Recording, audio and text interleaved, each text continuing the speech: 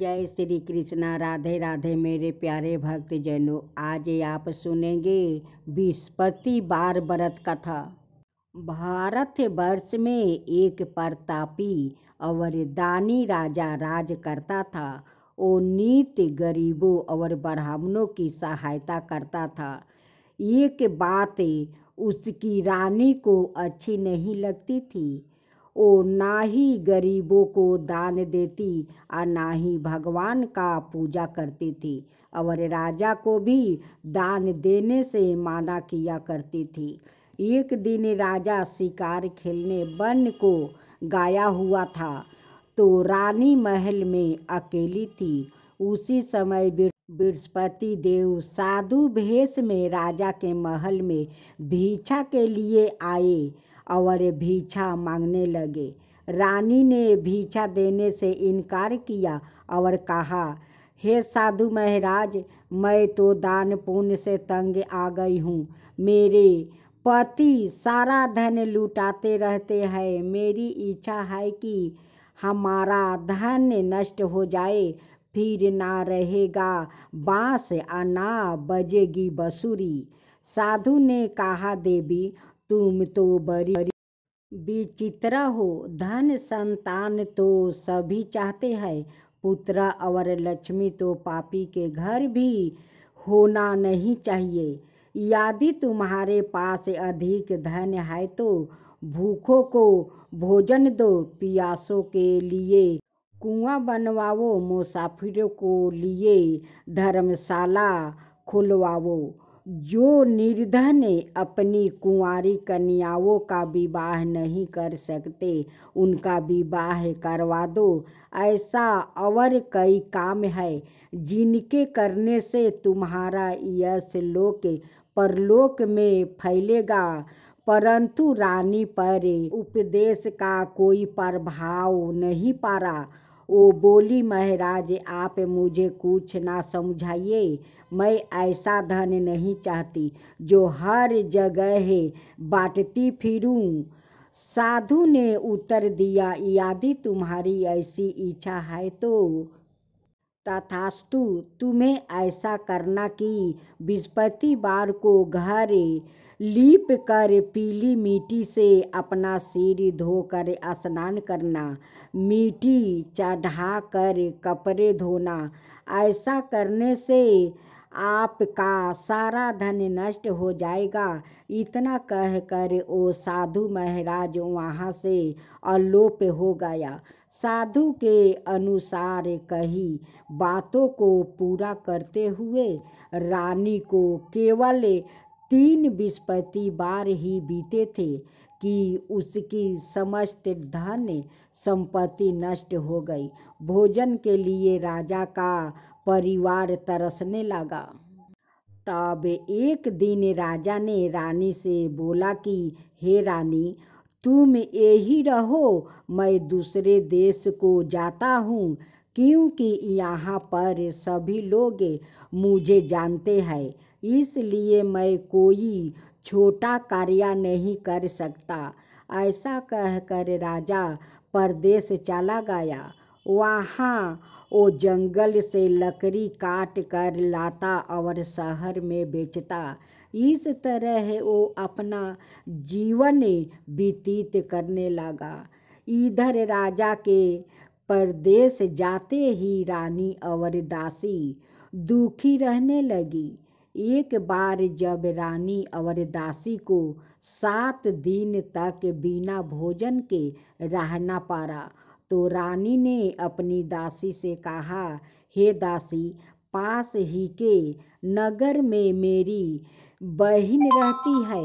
वो बड़ी धनवान है। तू उसके पास जा और कुछ ले आओ, ताकि थोड़ी बहुत गुजारा बसर हो जाए। दासी रानी की बहन के पास गई। उस दिन गुरुवार था और रानी की बहन उस समय बृहस्पतिवार व्रत की कथा सुन रही थी। दासी ने रानी की बहन को अपनी रानी का संदेश दिया, लेकिन रानी की बड़ी बहन ने कोई उत्तर नहीं दिया। जब दासी को रानी की बहन से कोई उत्तर नहीं मिला तो वो बहुत दुखी हुई और उसे क्रोध भी आया। दासी ने वापस आकर रानी को सारी बात बता दी। सुनकर रानी ने अपने भागे को कोसे रही थी। उधर रानी की बहन ने सोचा कि मेरी बहन की दासी आई थी, परंतु मैं उससे नहीं बोली, इससे वो बहुत दुखी हुई होगी। कथा सुनकर और पूजा समाप्त करके वो अपनी बहन के घर आई और कहने लगी, हे बहना, मैं बृहस्पतिवार का व्रत कर रही थी, तुम्हारी दासी मेरे घर आई थी, परंतु जब तक कथा होती है तब तक ना तो उठते हैं और ना ही बोलते हैं, इसलिए मैं नहीं बोली। कहो दासी क्यों गई थी? रानी बोली, बहन तुमसे क्या छिपाऊं, हमारे घर में खाने तक को अनाज नहीं था। ऐसा कहते कहते रानी की आंखें भर आई। उसने दासी समेत पिछले 7 दिनों से भूखे रहने तक की बात अपनी बहन को विस्तार पूर्वक सुना दिया। रानी की बहन बोली, देखो बहना, भगवान बृहस्पति देव सबकी मनोकामना को पूर्ण करते हैं। देखो, शायद तुम्हारे घर में अनाज रखा हो। पहले तो रानी को विश्वास नहीं हुआ, पर बहने के आग्रह करने पर उसने अपनी दासी को अंदर भेजा तो उसे सचमुच अनाज से भरा एक घड़ा मिल गया। यह देखकर दासी को बड़ी हैरानी हुई। दासी रानी से कहने लगी, हे रानी, जब हमको भोजन नहीं मिलता तो हम व्रत ही तो करते हैं, इसलिए क्यों ना इनसे व्रत और कथा की विधि पूछ लीजिए ताकि हम भी व्रत कर सके। तब रानी ने अपनी बहन से बृहस्पतिवार के बारे में पूछा। उसकी बहन ने बताया, बृहस्पतिवार के व्रत में चने की दाल और मूंगा से विष्णु भगवान का केले की जड़ में पूजन करे और दीपक जलाए, व्रत कथा सुनने और पीला भोजन ही करे। इससे बृहस्पति देव प्रसन्न होते हैं। व्रत और पूजा विधि बताकर रानी की बहन अपने घर को लौट गई। 7 दिन के बाद जब गुरुवार आया तो रानी और दासी ने व्रत रखा। घोरशाले से जाकर चाना और गुड़ लेकर आई। फिर उसने केले की जड़ और विष्णु भगवान का पूजन किया। अब पीला भोजन कहाँ से आए, इस बात को लेकर दोनों बहुत दुखी थे।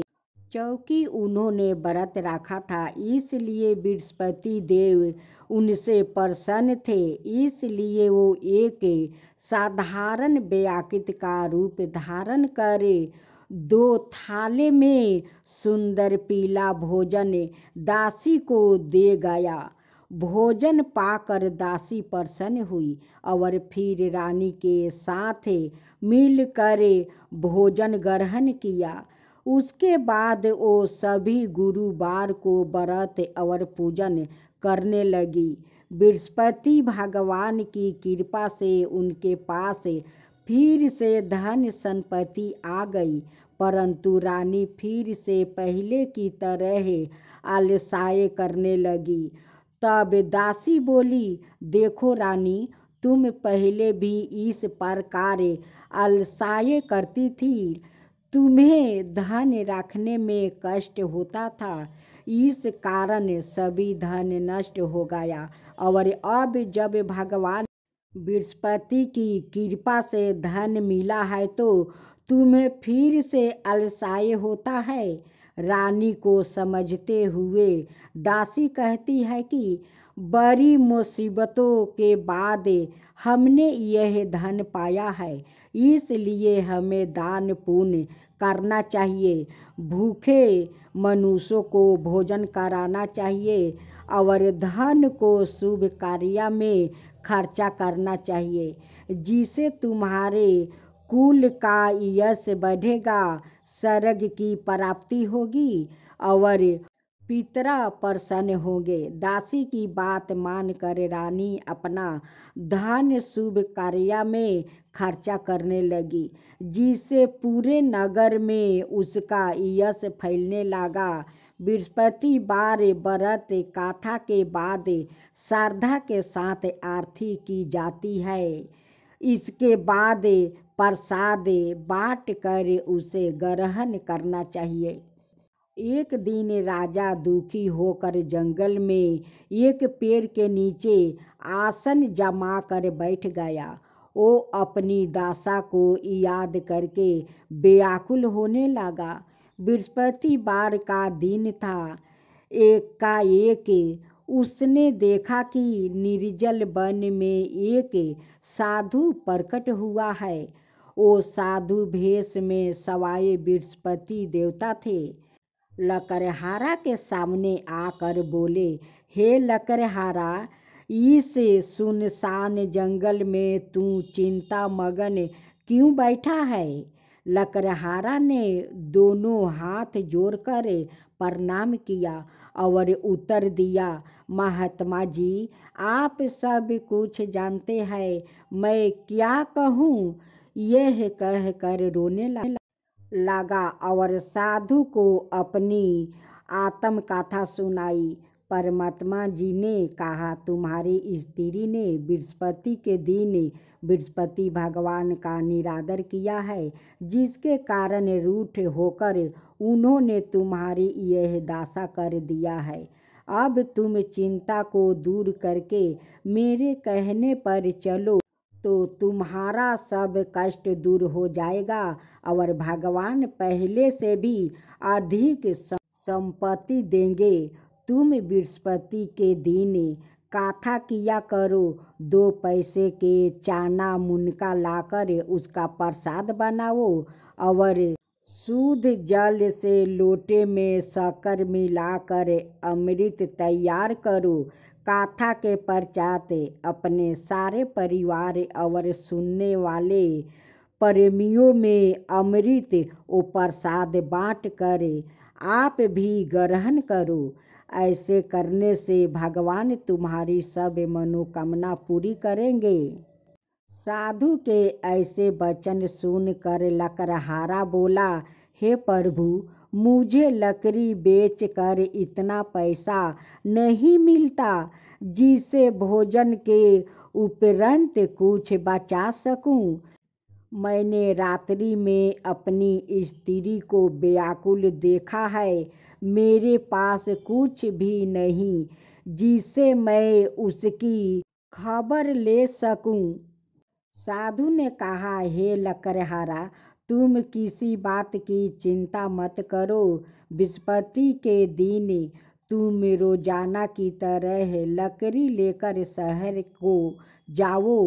तुमको रोज से दोगुना धन प्राप्ति होगा, जिससे तुम भली भांति भोजन कर लोगे और बृहस्पति देव की पूजा का सामान भी आ जाएगा। इतना कहकर साधु अंतर्ध्यान हो गए। धीरे धीरे समय व्यतीत होने पर फिर वही बृहस्पतिवार का दिन आया और लकड़हारा जंगल से लकड़ी काट कर किसी शहर में बेचने गया। उसे उस दिन और दिन से अधिक पैसा मिला। राजा ने चना गुड़ आदि लाकर गुरुवार का व्रत किया। उस दिन से उसके सभी क्लेश दूर हुआ। परंतु जब दोबारा गुरुवार का दिन आया तो बृहस्पतिवार का व्रत करना भूल गया। इस कारण बृहस्पति भगवान नाराज हो गए। उस दिन उस नगर के राजा ने विशाल यज्ञ का आयोजन किया और शहर में यह घोषणा करवा दी कि कोई भी मनुष्य अपने घर में भोजन ना बनावे ना आग जलावे। समस्त जनता मेरे यहाँ भोजन करने आवे। इस आज्ञा को जो ना मानेगा उसे फांसी की सजा दी जाएगी। इस तरह की घोषणा संपूर्ण नगर में करवा दी गई। राजा की आज्ञा अनुसार शहर के सभी लोग भोजन करने गया, लेकिन लकड़हारा कुछ देर से पहुंचा, इसलिए राजा उसको अपने साथ घर ले आया और ले जाकर भोजन करवा रहे थे तो रानी की दृष्टि उस खूंटी पर पड़ी जिस पर उसका हार लटकाया हुआ था। वहाँ पर दिखाई नहीं दिया। रानी ने निश्चय किया कि मेरा हार इस मनुष्य ने चुरा लिया है। उसी समय सिपाहियों को बुलाकर उसको कारावास में डलवा दिया गया। जब लकड़हारा कारागार में पड़ गया और बहुत दुखी होकर विचार करने लगा कि ना जाने कौन से पूर्व जन्म के कर्म से मुझे यह दुख प्राप्ति हुआ है, और उसी साधु को याद करने लगा जो कि जंगल में मिला था। उसी समय तत्काल बृहस्पति देव साधु के रूप में प्रकट हुए और उसकी दशा को देखकर कहने लगे, अरे मूर्ख, तूने बृहस्पति देव की कथा नहीं करी, इस कारण तुझे दुख प्राप्ति हुआ है। अब चिंता मत कर, बृहस्पतिवार के दिन कारागार के दरवाजे पर 4 पैसा पड़े मिलेगा। उससे तू चना गुड़ मुनका लियाकर बृहस्पति देव की पूजा करना, तेरे सभी कष्ट दूर हो जाएगा। इस तरह रात्रि के सपने को देखकर राजा प्रातःकाल उठा और खूंटी पर हार देखकर लकड़हारा को बुलाकर क्षमा मांगी और लकड़हारा को योग्य सुंदर वस्तु आभूषण देकर विदा कर दिया। बृहस्पति देव की आज्ञा अनुसार लकड़हारा अपने नगर को चल दिया। राजा जब अपने नगर के निकट पहुंचा तो उसे बड़ा आश्चर्य हुआ। नगर में पहले से अधिक बाग, तालाब, कुएं और बहुत सी धर्मशाला, मंदिर आदि बन गई है। राजा ने पूछा, यह किसका बाग और धर्मशाला है? तब नगर के सब लोग कहने लगा, यह सब रानी और बंदी के है। जो राजा को आश्चर्य हुआ और गुस्सा भी आया। जब रानी ने यह खबर सुनी कि राजा आ रहे हैं तो उन्होंने बंदी से कहा कि हे दासी, देख राजा हम लोग कितनी बुरी हालत में छोड़ गया था। हमारी ऐसी हालत देख कर वो लौट ना जाए, इसलिए तू दरवाजे पर खड़ी हो जा। आज्ञा अनुसार दासी दरवाजे पर खड़ी हो गई। राजा आए तो उन्हें अपने साथ ले आई। तब राजा ने क्रोध करके अपनी रानी से पूछा कि यह धन तुम्हें कैसे प्राप्ति हुआ है? तब उन्होंने कहा, हमें यह सब धन बृहस्पति देव के इस व्रत के प्रभाव से प्राप्ति हुआ है। राजा ने आश्चर्य किया कि 7 रोज बाद तो सभी बृहस्पति देव का पूजन करते हैं, परंतु मैं प्रतिदिन दिन में 3 बार कहानी और रोज व्रत किया करूँगा। अब हर समय राजा के दुपट्टे में चने की दाल बंधी राखी और दिन में 3 बार कहानी कहता। एक रोज राजा ने विचार किया कि चलो अपनी बहन के यहाँ हो आवे। इस तरह निश्चय कर राजा घोड़ा पर सवार हो गया, अपनी बहन के यहाँ को चलने लगा। मार्ग में उसने देखा कि कुछ आदमी एक मुर्दे को ले जा रहे हैं। उन्हें रोक कर राजा कहने लगा, अरे भाइयों, मेरी बृहस्पति देव की कथा सुन लो। वो बोला, लो, हमारा तो आदमी मर गया है, इसको अपनी कथा की परी है। परंतु कुछ आदमी बोले, अच्छा कहो, हम तुम्हारी कथा भी सुनेंगे।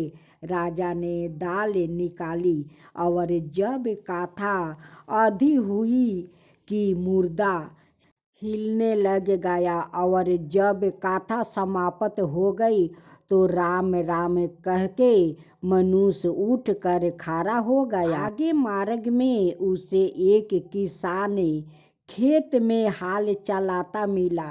राजा ने उसे देखा और उसे बोला, अरे भैया, तू मेरी बृहस्पति की कथा सुन लो। किसान बोला, जब तक मैं तेरी कथा सुनूंगा तब तक 4 हाल जोत लूंगा। जा अपनी कथा किसी और को सुनाना।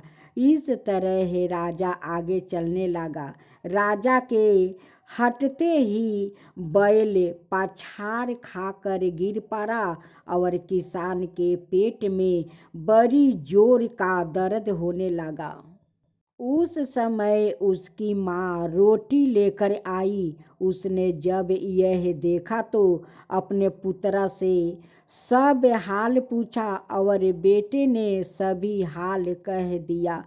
तो बुढ़िया दौड़ी दौड़ी उस घोड़सवार के पास गई और उससे बोली कि मैं तेरी कथा सुनूंगी, तू अपनी कथा मेरे खेत पर चलकर ही कहना। राजा ने बुढ़िया के खेत पर जाकर कथा कही, जिसके सुनते ही वो बैल उठ खड़ा हुआ और किसान के पेट का दर्द भी बंद हो गया। राजा अपनी बहन के घर पहुंचा। बहन ने भाई की खूब मेहमानी की। दूसरे रोज प्रातःकाल राजा जागा तो वो देखने लगा कि सब लोग भोजन कर रहे हैं। राजा ने अपनी बहन से कहा, ऐसा कोई मनुष्य है जिसने भोजन नहीं किया हो? मेरी बृहस्पतिवार की कथा सुन ले।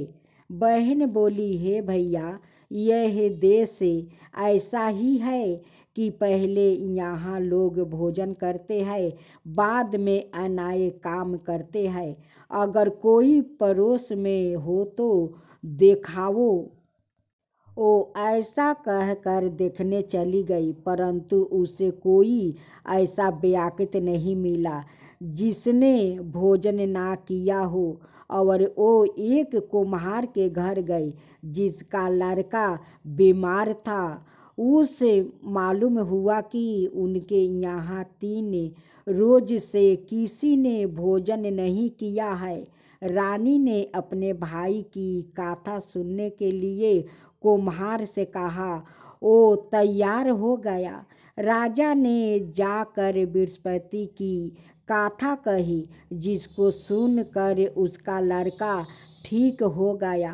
अब तो राजा की प्रशंसा होने लगी। एक रोज राजा ने अपनी बहन से कहा कि हे बहन, हम अपने घर को जाएंगे, तुम भी तैयार हो जाओ।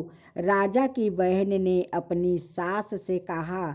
सास ने कहा, हाँ चली जा, परंतु अपने लड़कों को मत ले जाना, क्योंकि तेरे भाई के कोई औलाद नहीं है।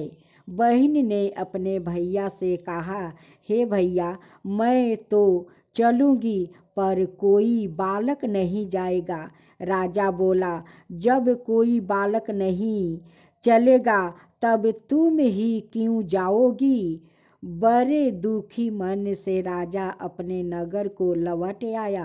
राजा ने अपनी रानी से कहा, हमें निर्वंशी है, हमारा मुंह देखने का धर्म नहीं है और कुछ भोजन आदि नहीं किया।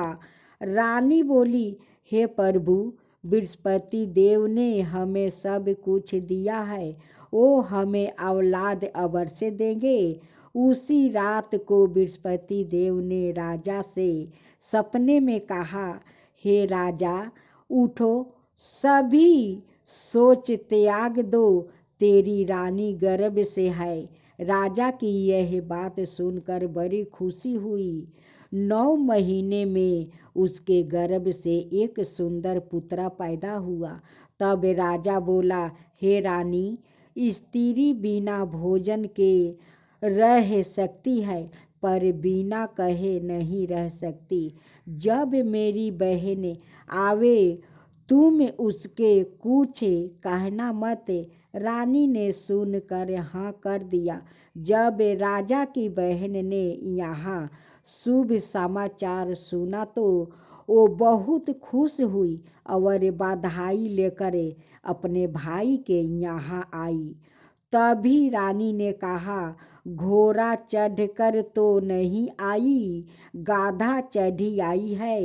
राजा की बहन बोली, भाभी, मैं इस प्रकार ना कहती तो तुम्हें औलाद कैसे मिलती। बृहस्पति देव ऐसे ही है, जैसी जिसका मन में कामना है सभी को पूर्ण करते हैं। जो सादा भावना पूर्वक बृहस्पति वार का व्रत करता है, वो कथा पढ़ता है अथवा सुनता है, दूसरों को सुनाता है, बृहस्पति देव उसकी सभी मनोकामना पूर्ण कर देते हैं।